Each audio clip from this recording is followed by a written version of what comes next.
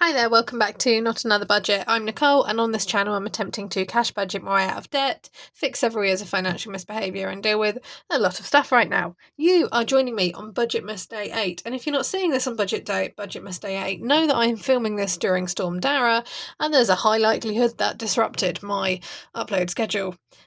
Sad times. You also join me for what I've affectionately called Category Chaos Time, week 1 to 3, with a little obligatory weird emoji face, because that's not where my skills lie. I should do this more often every time I have a 6 or even a 5-week budget. And that is actually go, right, where am I at with those categories that I randomly decided on in the first week of the month, if not beforehand, where I didn't really have a clue what was going on, and I have lived a bit of a life, budgeting wise, since then. And I don't do that, and I have now decided to do that, and I will probably carry on doing that because it's been mildly useful. And in my attempt to release a video every day for 31 days, because that's the thing, yes, you join me trying to do something different. In terms of what has happened, week 1 to 3, I want to go through what income has come in and from where, how my flexible spending has gone versus the thing that I budgeted for, and do I have any money left for the remaining 3 weeks of this month, and what bills I have left to pay and their monetary value.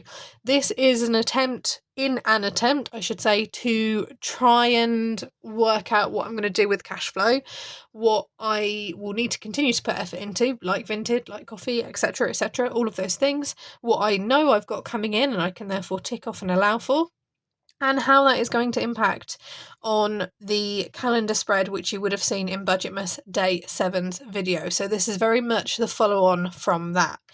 In terms of income, my wages was, as we've seen, £2,144.22. Now, in terms of coffee, I've brought in a total so far of £225.96, and that is entirely thanks to the generosity of the Not Another Budget community, either through donations or through purchases.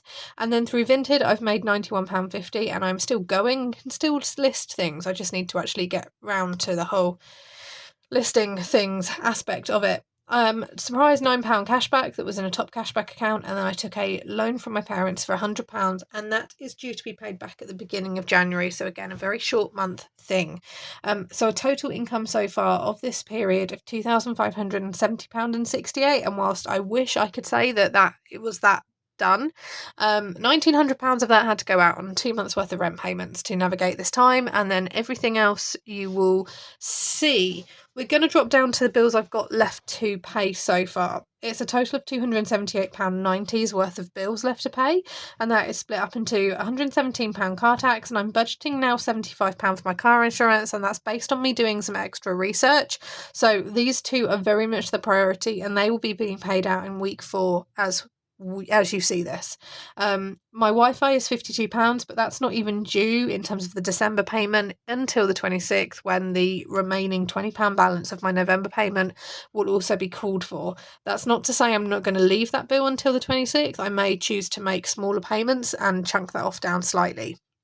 My mobile is £15.92, and again, I'll need to just monitor that and see. It's also one which isn't due until I think the 26th or 27th of the month, but I may choose to go ahead and pay that early as well. My December Microsoft is now essential because I am no longer going to be a student, so I will not have access to Microsoft from a student package and student perspective, and that's £5.99. And then my YouTube December payment, which is so far, I'm not counting this, the December Microsoft one, as a luxury subscription. As far as I'm concerned, it's pretty necessary these days. But my YouTube is my only entertainment subscription, and I am clinging on to that one, having cancelled the others, and that is £12.99 that I've got to pay there. So whilst the temptation can be, go ahead and just pay all of these immediately this week, because I know in week 4 I'm expecting a larger payment from the likes of coffee and others. I have got to think about cash flow when I move over to here and know that actually that's not feasible. Let's focus on the council tax and the car insurance, and then going into next week, see where I'm up to. I do still need to put petrol in my car, and as you'll see from this, I'm still going to carry on having to get food and things. In terms of my flexibles, I've split this onto 3 categories. Bud is budgeted, and balance is and Bal is balanced. So if that wasn't noticeable, it should hopefully be now. These are all of the budget categories that I have either spent on or thought I was going to spend on, with the amount that I've actually spent from week 1 to 3, and then what was budgeted, and then the remaining balance. And I'm going to let you know if I'm going to make any changes to this at all. Food spent so far has been £142.55 against a budgeted spend of £250. Now, I am doing some hosting, and with £107.45 left, with 3 weeks left to go, I'm just feeling a little bit like, okay, that's a little bit too, I don't know, potentially too optimistic. However, fuel, I'm down on my fuel. £114.95 out of a budgeted spend of £250. I think that if I were to take the 35 of the £135, which is left over, move that 35 up into food, so bulk that up slightly, £100 will be more than enough to do for the rest of the month. In fact, that will allow me to fill my tank up completely, cover the driving that I've got to do this week, and then leave me a little bit extra spare just in case. So what I am going to do is I'm going to move 35 up to here and reduce this one to 100. My cat medication as well is going to be down for this month, I believe, and that is because we still have thyroid medication left, thankfully, and that was purely down to a timing aspect from me, but I did budget initially to afford it. Now, I'm not done on cat medication. I do think I've got about another £40 to spend, but my total spent so far has been £41.66, and my budgeted spending is £200, with a balance of £158.34. I think I can, even if just for ease we kept £58.34 in the budget, I don't need £158.34. However, on cat food I did under budget for that. I'm up to £23.30 spent already, and that's because he doesn't have dry food, because I didn't stock that up properly, and I didn't stock his treats up properly either, and he tends to get a little bit of like chicken and stuff on the run up to Christmas, so that's what he gets as his Christmas present. 25 was not enough budgeted, so again I will split out that whole cat meds amount and take from there and drop some of this, not the full 100 because we don't need to do that, into here. Oxford, I budgeted 100, not spent anything on. Christmas meal, I budgeted 20, not spent anything on. Christmas so far, I've budgeted 150. I've spent £59.52 with a balance of £90.48 left. I am not going to strive to spend all of that, but I'm equally not going to at this stage reduce it either. I want to see where I'm up to come week 5, and then if we revisit this, see where I'm at. There's just still some things which I have got to get, like I've said, and with that whole hosting aspect of what I'm doing now, albeit I don't have to spend so much, but it can come from that category rather than taking it from my food as well.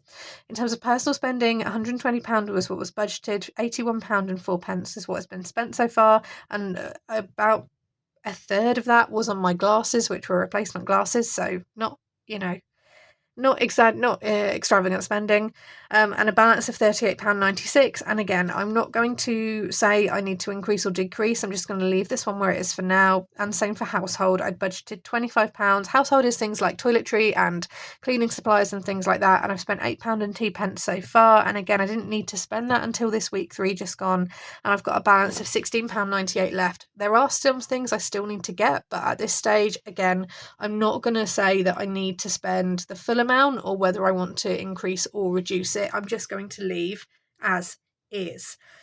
Therefore, my total flexible expenditure has been so far £471.04 across all categories, which really isn't too bad once you break it down that way, with the highest categories being food and fuel, as it should be. I would be really concerned if my Christmas and my personal spending expenditure was higher for a single or even joint amount than these two. It shows that I'm prioritising where I'm spending that in the right way, and my decision to cut things like this in order to be able to make sure that I can still put fuel in the car and I can still get myself good healthy food and just food full stop, as alongside running down freezer stocks and preps cupboards, has been the right thing to do. I want to do a little bit of a talk about why I'm not letting my freezer and my preps cupboards go down to 0 in this time, and that's because I had initially, in September, when I started my master's, believed that I would also be receiving a student loan bumped up payout, essentially an extra £2,300 in January and April. With me now exiting my master's, that I'm assuming is not going to be the case. I have officially withdrawn, and will be withdrawing, I should say, from Monday in 1 week's time. I'm getting this school week out of the way first, and therefore I'm assuming that I won't be in receipt of any more student loan payments at all. If they come in, I will consider them to be incredibly accidental and deal with that accordingly. But I'm not assuming that. I'm not going to count on it. Therefore, whereas I would previously be more comfortable about running freezer stocks and pantry cupboards and prep supplies down to zero, knowing that I would have the opportunity to come in January and do a big top up through that student loan payment and it not impact on my normal wages, I don't have that security or assumption anymore. So with everything we've got going on with the weather and the world just feeling a little bit how it feels at the minute, I'm not comfortable about doing that. So while I can afford to buy food, add to my freezer, refill that back up and keep on eating fresh things and stuff, that's important. And equally, I'm also making sure my car has got a minimum of half a tank of petrol. The 1 week where I let it go down to kind of zero, and then only put 20 quid in as a nominal amount, did cause an impact on my cash flow for week 3. And I don't want that to be the case going forward either. I should have less driving to do from week 5, so from next week, and that is because I have finished school, so I'm not working. But even then, if I consider the lesser amount of driving that I'm doing, then I will finish this week and completely fill my tank up. So I've got a full tank. Hopefully that does me the 2 weeks and then some that I've got left over. But additionally, if I look at what I've got planned for next week, which is cleaning, wrapping, sorting, I can't also rule out a little bit of spending in these areas either. And that's very much why I'm not touching those categories yet. In terms of the bills, the priority, as I've said for this week, is to get those first 2 paid and then start chunking and trickling down the Wi-Fi. I'm not restricted in terms of what I can pay. So if I want to pay £2, £2 here or there, I can pay £2 here or there. I can do 5, I can do 10, I can do 20. There's no minimum payment that they need to accept. I can just start chunking it down, and that will also help cash flow as well. I'm going to leave it here because I want it to be a slightly smaller video. This again is something that I don't normally do, and I thought it would be really useful just as a kind of like deep breath and on track. Right, okay, here's how we are. And I also feel as well that when it is times like this, when I'm seeing kind of, oh, I spent £40 this week on food, or I spent X amount on petrol, it can feel a little bit like, no, you shouldn't be doing that. Whereas actually looking at this, while I'm well under, and actually I think I've over budgeted, under budgeted. It's just a good opportunity to just sense check. I'd say on a 4 week month, less likely to be necessary because you can keep up with that. But certainly on those 5 to 6 week periods, I can say I found this a useful exercise. And if it's something that you don't do and you want to take on board and do yourself, why don't you go ahead and have a go? No Mr. Barry in today's appearances. He is having a nap on my electric blanket at my feet, which is not what I'd intended the electric blanket to be used for. I'm therefore going to love you and leave you. I hope you have a fantastic budgeting week wherever you are in the world, and I will see you all tomorrow for Budgetmas Day 9.